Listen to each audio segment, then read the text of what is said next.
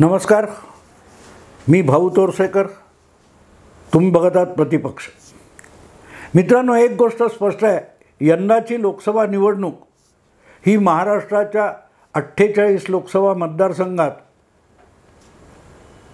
अटीतटीची लढत झाल्यासारखी लढवली जाते. पण त्यातलं तुंबळ युद्ध हे पुण्याच्या बारामती मतदारसंघात लढवलं जाते. हे वेगळं सांगण्याची गरज नाही. मी त्याच्यावर एक अख्खा व्हिडिओ केलेला आहे आणि त्यावर मला वाटतं 1-2 व्हिडिओ केलेत. त्यामध्ये अजितदादांच्या विरोधात जवळजवळ सगळं पवार परिवार, पवार कुटुंब मैदानात उतरले. अजितदादांच्या भाषेत सांगायचं तर आपण इतक्या निवडणुका लढवल्या बारामतीतून, लोकसभा असेल किंवा विधानसभा असेल, तेव्हा आमच्या परिवारातले किंवा पवार कुटुंबातले जे लोक कधी त्याकडे ढुंकूनसुद्धा बघत नव्हते, असे लोक पण गेल्या काही दिवसात पायाला भिंगरी लावल्यासारखे गरगरा गरगरा गरगरा बारामतीच्या सगळ्या चुनाव क्षेत्रामध्ये फिरतायत. आणि त्याबद्दल उघडपणे अजितदादांनी नाराजी व्यक्त केली आहे. आपल्या परिवाराविषयी नाराजी व्यक्त केली आहे. जी भावंड कधी आपल्या निवडणुकीत विचारपूस करायलासुद्धा आली नाहीत, अर्थात गरजही नव्हती, आलीही नाहीत, पण तीच लोक, आपल्या कुटुंबातली लोक आज आपल्यालाच पराभूत करण्यासाठी काकांच्या आणि सुप्रियाच्या बाजूने फिरत आहेत. याबद्दल अजितदादांनी नाराजी व्यक्त केली तर ते गैरलागू नाही आहे, गैरलागू नाही आहे. पण हे सगळं करताना मी अजितदादांची वक्तव्य जाणीवपूर्वक आणि बारकाईने ऐकत असतो. त्यातून काही सापडतं का हे शोधत असतो. अजितदादांच्या ज्या मुलाखती किंवा भाषणं होतात त्यावर माझं बारीक लक्ष आहे. आपल्या तोंडून एकही वावगा शब्द जाऊ नये, अपशब्द जाऊ नये, याची काळजी संयमी वृत्तीने अजितदादा घेतात. पण तो त्यांचा स्वभाव नाही आहे आणि त्यामुळे स्वतःला आवरणं त्यांना दिवसेदिवस कठीण होत चाललेलं आहे. पण तरीही कितीही दबून राहिला तरी माणसाचा स्वभाव हा कुठून ना कुठून फुगा फुटल्यावर बाहेर हवा यावी तसा येत राहतो. आणि तसाच अजितदादांच्या वक्तव्यातून अनेक सूचक इशारे मिळत असतात. ते अर्थात आपल्या विरोधकांना इशारे त्यांनी द्यावेत, यात काय फरक पडत नाही. पण पहिल्यांदा मला असं वाटलं की अजितदादा आपल्या पक्षाच्याच आपल्याकडून अनेक फायदे उकळलेल्यांनासुद्धा आणि आज आपल्या काकांबरोबर गेलेत त्यांना अजितदादा काही सूचक इशारे देत आहेत असं मला वाटतं. आणि त्याचबरोबर किंवा त्यापेक्षाही गंभीर असा इशारा अजितदादांनी आपल्या परिवारातल्या आप्त स्वकीयांना दिला आहे, हे विसरू नका. मला वाटतं मुंबई तक नावाचं इंडिया टुडे आजतकवाल्यांचं एक यूट्यूब चॅनेल आहे. त्या यूट्यूब चॅनेलवर अजितदादांची आणि शरद पवार अशा दोघांच्या मुलाखती साहिल जोशी आणि राजदीप सरदेसाई यांनी घेतल्या आणि त्या मी बघत होतो. त्यातला एक छोटासा भाग त्यांनी टाकलेला माझ्या लक्षात आला, मी वाचला, ऐकला. नेहमीप्रमाणे शरद पवारांनी आपल्या गोलमाल राजकारणाला वैचारिक मुलामा रंगरंगोटी करायचा प्रयत्न केला की जे भाजपच्या विचारधारेबरोबर गेलेले आहेत त्यांना आता परत सोबत घेण्याचा विषय येत नाही वगैरे वगैरे. असली थापेबाजी शरद पवारांनी राजरोसपणे केलेली आहे की आत्ता तुम्ही विरोधात लढताय वगैरे सगळं ठीक आहे, पण परत कधी पुढे कुटुंबातलं माणसं एकत्र यावीत म्हणून तुम्ही दारं उघडी ठेवलीत का, दारं किलकिली ठेवलीत का, असं राजदीप सरदेसाई आणि साहिल जोशी यांनी शरद पवारांना विचारलं. तेव्हा त्यांनी सांगितलं भाजपबरोबर गेलेत, ज्यांनी आपल्या विचारधारेशी काय तो हे केले, फारकत घेतलेली आहे, त्यांना परत घेण्याचा आणि त्यांच्यासोबत जाण्याचा विषयच येत नाही, अशी एक निर्वाणीची भाषा शरद पवारांनी करून टाकली. पण याला खोटं का म्हणायचं, याला थापेबाजी का म्हणायचं? तर अवघ्या 2 दिवसापूर्वी याच शरद पवारांनी विजयसिंह मोहिते पाटील जे सोलापूर जिल्ह्याचे फार ताकदवान नेते राष्ट्रवादीचे मानले गेले, शरद पवारांचे अत्यंत जवळचे सहकारी आजपर्यंत मानले गेले होते, ते गेल्या 5-6 वर्षापासून किंवा अधिक काळ भाजपसोबत गेलेले आहेत, नाही भाजपमध्येच गेलेले आहेत होते. त्यांचे चिरंजीव हे रणजित सिंग मला वाटते ते राष्ट्रवादी पक्षामध्ये आले, परत शरद पवारांच्या राष्ट्रवादी पक्षात आले. त्यांचं बाहू पसरून शरद पवारांनी स्वागत केलं. त्यासाठी शरद पवार स्वतः माळशिरसला जाऊन आले. मग मधली 5 वर्ष जे विजयसिंह मोहिते पाटील हा परिवार भाजपमध्ये नांदला, त्याला परत घेताना आपली विचारधारा कुठल्या फ्लशची नळी ओढून किंवा साखळी ओढून शरद पवारांनी विचारधारा ही गटारात सोडून दिली होती. अजितदादा तर अजून वर्षभर झालं नाही भाजपसोबत गेलेत, पण विजयसिंह मोहिते पाटील आणि त्यांचा परिवार 5 वर्षापेक्षा अधिक काळ थेट भाजप नावाच्या पक्षात गेला होता. अजितदादा फक्त भाजपच्या सोबत गेलेले आहेत. तर तेव्हा विचारधारेचा अवडंबर जे शरद पवार माजवतात, तेच शरद पवार तुमच्या विजयसिंह मोहिते पाटील आणि त्यांच्या मुलांना आपल्या पक्षाच्या सोबत कसे काय घेऊ शकतात. सांगायचा मुद्दा असा की गंगा गये गंगादास, जमना गये जमनादास, काल बोललो ते विसरून जा आज नवं, हा शरद पवारांचा खाक्या आहे. धादांत खोटं बोलणं, धडधडीत खोटं बोलणं आणि खोटं वागणं हेच शरद पवारांच्या एकूण राजकारणाचं सूत्र राहिलेलं आहे. त्यामुळे आज ते कितीही म्हणत असतील की भाजपबरोबर गेलेल्यांबरोबर कुठलंही काही होऊ शकत नाही, ते शरद पवार उद्या अजितदादांबरोबर गेले तर नवल मानायचं कारण नाही. देवेगौडांसारखं नाटक शरद पवारही त्यापेक्षा अधिक अप्रतिम करू शकतात. भाजपबरोबर आपला मुलगा गेला म्हणून रोज डोळे पुसणारे देवेगौडा नंतर मुलाचं मुख्यमंत्रीपद टिकून राहावं म्हणून अडवाणी आणि वाजपेयींच्या पायऱ्या झिजवत होते. शरद पवार त्यापेक्षा तसूभर वेगळे नाहीत. सांगायचा मुद्दा असा की ज्या वेळेला विजयसिंह मोहिते पाटील यांनी भाजपत जाण्याचा विचार केला आणि पाऊल टाकलं, तेव्हा हेच शरद पवार म्हणाले होते, अर्ध्या चड्डीत जाणार का वगैरे. आठवतं तुम्हाला? शरद पवार विसरले असेल. आमच्यासारख्या हलकटांना शरद पवारांची सगळी वक्तव्य लक्षात राहतात. शरद पवारांना काय ते विसरून जातात. काल बोललो काय कोणाला माहिती. आजचा पवार बघा, तुम्ही माझं काय बघितलंय, हा गडी थांबायचा नाही असं जेव्हा शरद पवार म्हणतात, तेव्हा हा गडी खोटं बोलायचा थांबणार नाही असं त्यांना म्हणायचं असतं. असो, तर त्यामुळे आपण आता परत अजितबरोबर तडजोड करणार नाही. हे शरद पवार कितीही बोलत असले तरी त्यामध्ये स्वार्थ दिसला तर टुणकण उडी मारून त्यालाही एक वैचारिक मुलामा शरद पवार फासू शकतात. 2014च्या विधानसभा निवडणुकीचे निकाल लागले तेव्हा भाजपला न मागितलेला पाठिंबा देणारे शरद पवार आज आठवतं ते कोणी विचारतं शरद पवारांना? समोर चमचेगिरी करायला बसलेले कधी विचारणार नाहीत. पण तेव्हा शरद पवार काय म्हणाले, महाराष्ट्राला मध्यावधी निवडणूक परवडणार नाही म्हणून स्थिर सरकार देण्यासाठी आम्ही भाजपला बाहेरून पाठिंबा देतो. 2 महिन्यात तो पाठिंबा न दिलेला काढूनसुद्धा घेतला. सांगायचा मुद्दा असा की त्यानंतर 5 वर्षांनी भाजप शिवसेनेत दुफडी माजावी, शत्रुत्व निर्माण व्हावं म्हणून तो खेळलेला डाव होता. अशी पलटी शरद पवारांनी मारली. मला हे कळत नाही की नितीश कुमार अजूनही शरद पवार हेच माझे ओरिजिनल गुरु आहेत असं का म्हणत नाहीत. असो, तो वेगळा विषय, आपण तो बाजूला ठेवू.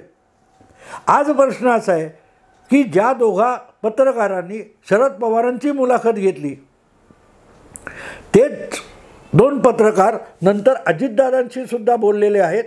आणि अजितदादानं जेव्हा हा प्रश्न की नंतरच्या काळात दोन्ही पवार आणि सगळं पवार कुटुंब एकत्र होईल का असा प्रश्न विचारला, तेव्हा अजितदादांनी कुठलीही पळवाट शोधली नाही. त्यांनी राष्ट्रवादी काँग्रेस म्हणजे काय, शरद पवार ज्याला फार मोठा वैचारिक रंगरंगोटी करतात, मेकअप करतात पुरोगामित्वाचा, तो शरद पवारांचा पक्ष हा कसा सत्ता लोलूप आणि ढोंगी होता आणि आहे हे अजितदादांनी फटकळपणे राजदीप आणि साहिल जोशीला सांगून टाकलं. स्थापन झाल्यापासून म्हणजे 1999 पासून राष्ट्रवादी काँग्रेस पक्षाला आणि कार्यकर्त्यांना सत्तेसोबत राहायची सवय आहे. आपल्या मतदारसंघात, आपल्या कार्यक्षेत्रात विकासाची आणि जनतेची कामं करायची असतील तर सत्तेबरोबर राहावं लागतं. ही राष्ट्रवादी काँग्रेस शरद पवार यांची विचारधारा आहे.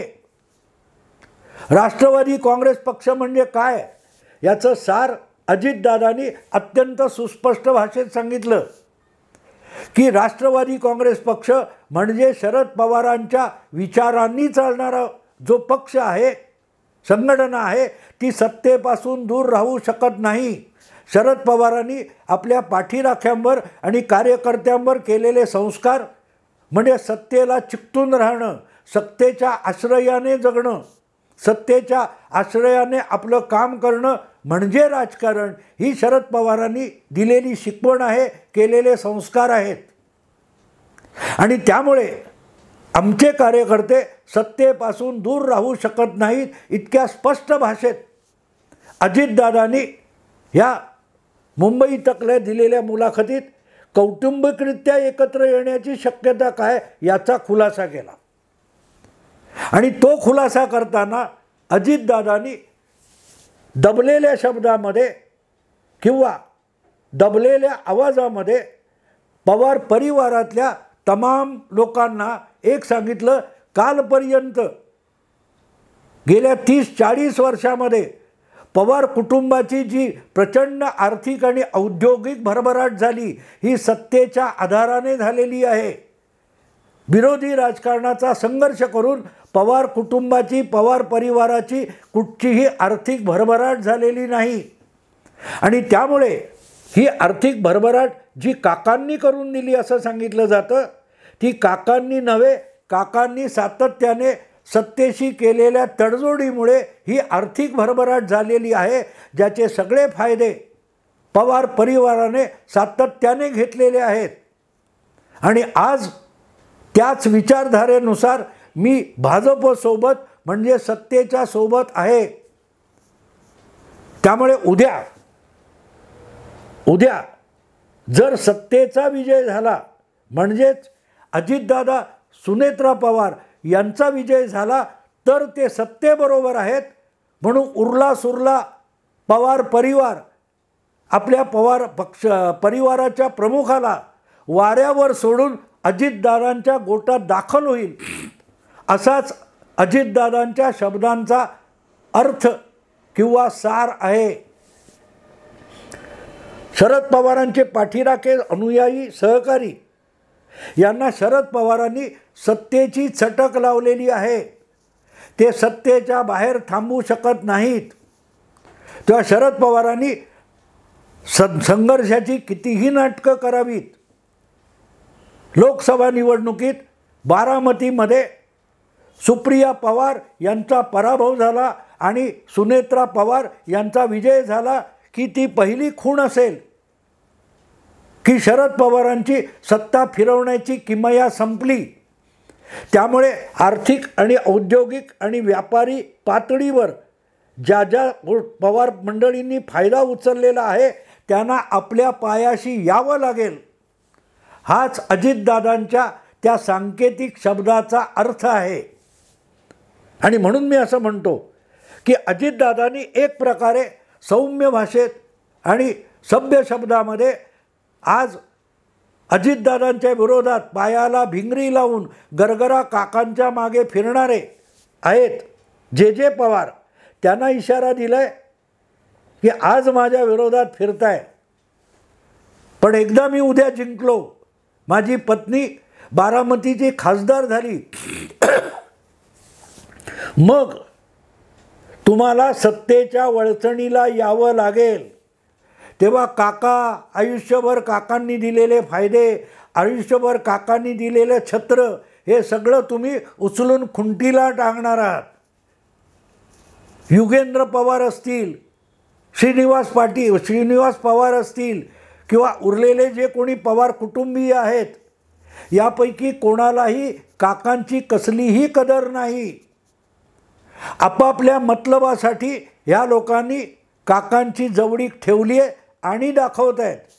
एकदा यापुढे काकांचे चेक कुठल्याही बँकेत चालत नाहीत याची खातरजमा 4 जूनला निवडणूक निकालातून झाली की या सगळ्यांना अजितदादाच्या पायाशी लोळण घ्यावी लागेल, असंच अजितदादांनी मुंबई तकला दिलेल्या मुलाखतीमध्ये स्पष्ट शब्दात सांगितलेलं आहे. अजितदादांनी त्यात पवार परिवार, पवार कुटुंबीय, आपली भावंड असले शब्द वापरलेले नाहीत. पण पवार परिवार आणि राष्ट्रवादी काँग्रेस पक्षाचे कार्यकर्ते यांच्यामध्ये किंचितही फरक नसतो. पवार परिवार म्हणजेच राष्ट्रवादी काँग्रेस पक्ष आणि त्यांची मानसिकता आहे. आणि त्यामुळेच एकदा शरद पवार कुठच्याही बाजूने सत्तेत येण्याची शक्यता संपलेली दिसली की पवारांकडे उरलेले सोकॉल्ड निष्ठावंत आपापल्या मालमत्ता, आपापली पापं झाकण्यासाठी, वाचवण्यासाठी अजितदादांच्या पायाशी येणार याची या पुतण्याला प्रचंड खात्री आहे. कारण मी म्हणेन की त्याच पुतण्याला, अजितदादांना आपल्या काकांच्या सत्तेचं आणि यशाचं खरं रहस्य गवसलेलं आहे.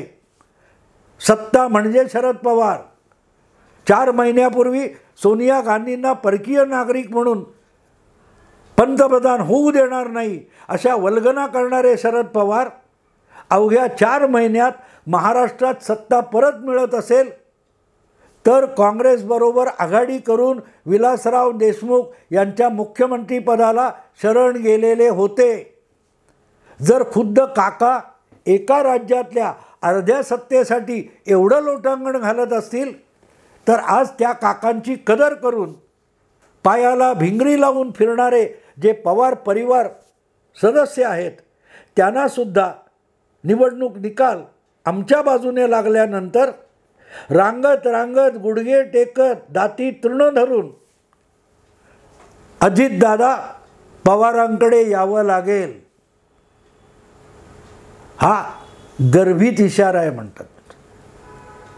इतर वेळ असती तर अजितदादा यापेक्षा अधिक कठोर शब्दात आणि ओरबाडून काढणाऱ्या शब्दात बोलले असतील. पण मी यापूर्वीच सांगितले, अजितदादा गेले 8-10 महिने देवेंद्र फडणवीस आणि एकनाथ शिंदे या सौम्य स्वभावाच्या सहकाऱ्यांसोबत राजकारण करतायत आणि त्यांच्याकडून चांगले गुण उचलत आहेत. रक्तबंबाळ करणारं बोलू नये, पण घुसमटून टाकणारी कृती करावी. हा फडणवीस आणि एकनाथ शिंदे यांच्या राजकारणाचा गाभा आहे. अजितदादा तो शिकतायत आणि म्हणून गेल्या काही महिन्यात त्यांच्यावर जो चौफेर हल्ला होतोय त्यानंतर देखील डिवचले जाऊन काहीतरी भडक प्रतिक्रिया देण्याचा प्रसंग आला तरी अजितदादांनी तो सहजगत्या टाळलेला आहे, झटकून टाकलेला आहे. आणि त्याचा अतिशय सुंदर उदाहरण म्हणूनच मुंबई तकला दिलेल्या मुलाखतीकडे मी बघतो. ज्या प्रकारे परिवाराविषयी विचारलेला प्रश्न आहे त्याला राष्ट्रवादी काँग्रेस पक्षाची आयडिओलॉजी किंवा वैचारिक बाजू ठरवून अजितदादांनी उत्तर दिलं. ते जितक्या लवकर पवार परिवारातल्या पायाला भिंगऱ्या लावलेल्यांना कळेल तितकं त्यांचं कमी नुकसान होईल. कारण अजितदादा हा त्यांच्याच कुटुंबातला एक पुरुष आहे. त्याचं हळवं आणि सौम्य रूप जगाने बघितलेलं नसलं तरी परिवाराने बघितलं आहे. जगाने फटकळ आणि रौद्र रूप धारण करणारा अजितदादा बघितला आहे, अनुभवला आहे.